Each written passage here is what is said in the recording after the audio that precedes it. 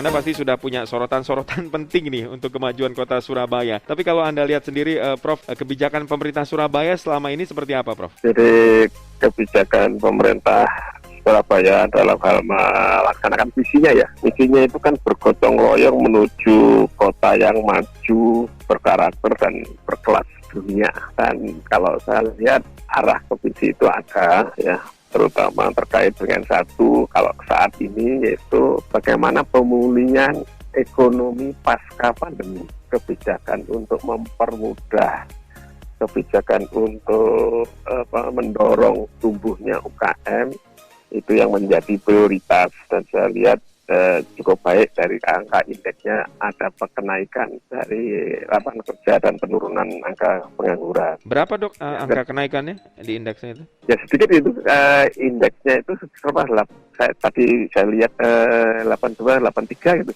Ya, tapi sudah mulai ada tren ke arah kenaikan itu ya. Demikian juga dengan pelayanan publik itu dari 85 ke 86 kalau tidak salah. Jadi pelayanan publik untuk masyarakat. Tetapi mungkin ada catatan kecil ya dari saya. Satu, di tataran kebijakan itu mungkin baik ya. Tetapi seringkali di tataran implementasi itu ada sesuatu yang missing link.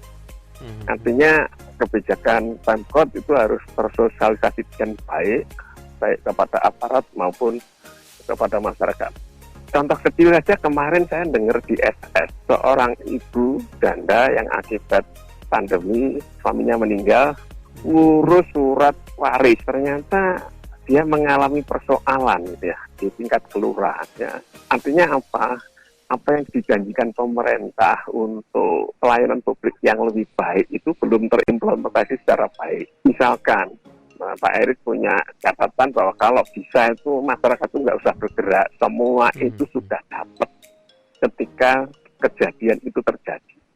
Misalkan kalau ada orang mati, nggak usah yang ngurus surat kematian itu otomatis dia bisa mendapatkan.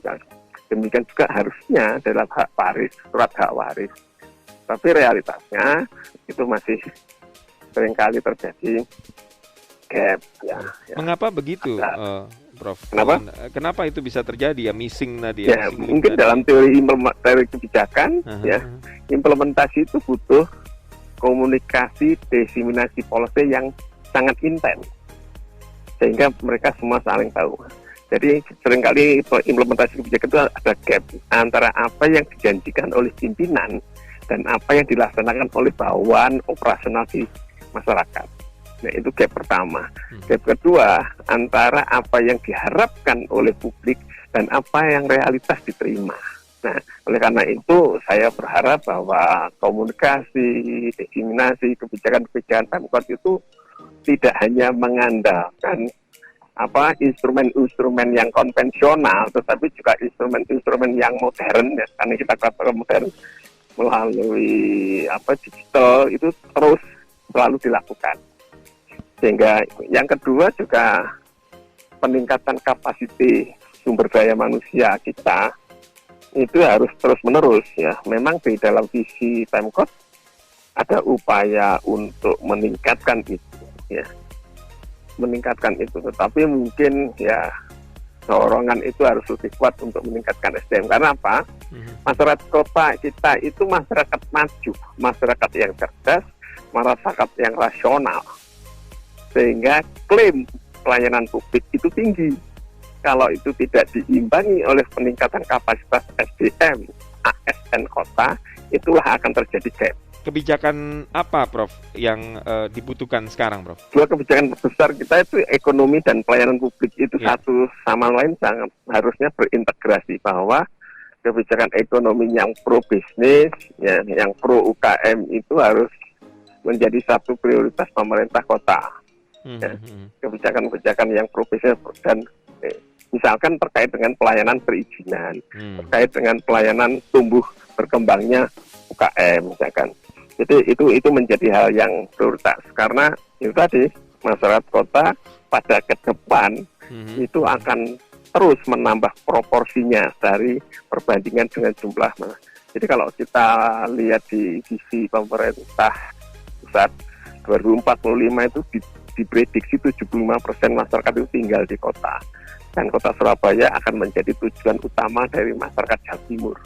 Nah, oleh karena itu, supaya tidak terjadi semacam urbanisasi dengan daerah-daerah slum dan daerah-daerah kantong-kantong pengangguran, maka kebijakan kota kita itu harus sudah mengantisipasi ke sana.